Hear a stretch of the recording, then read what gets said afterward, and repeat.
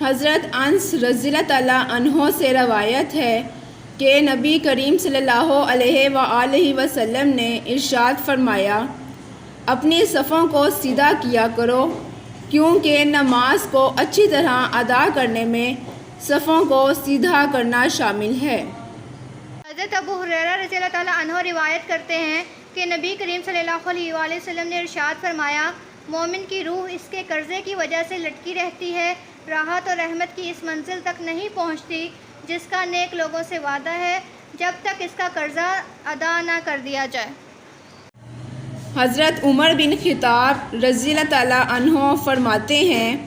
کہ میں نے رسول اللہ صلی اللہ علیہ وآلہ وسلم کو یہ ارشاد فرماتے ہوئے سنا، اللہ تعالیٰ باجماعت نماز پڑھنے پر خوش ہوتے ہیں۔ حضرت عبداللہ بن عمر رضی اللہ تعالیٰ عنہ سے روایت ہے کہ نبی کریم صلی اللہ علیہ وآلہ وسلم نے ارشاد فرمایا، جس نے 12 سال اذان دی اس کے لیے جنت واجب ہو گئی، اس کے لیے ہر اذان کے بدلے میں 60 نیکیاں لکھی جاتی ہیں اور ہر اقامت کے بدلے میں 30 نیکیاں لکھی جاتی ہیں۔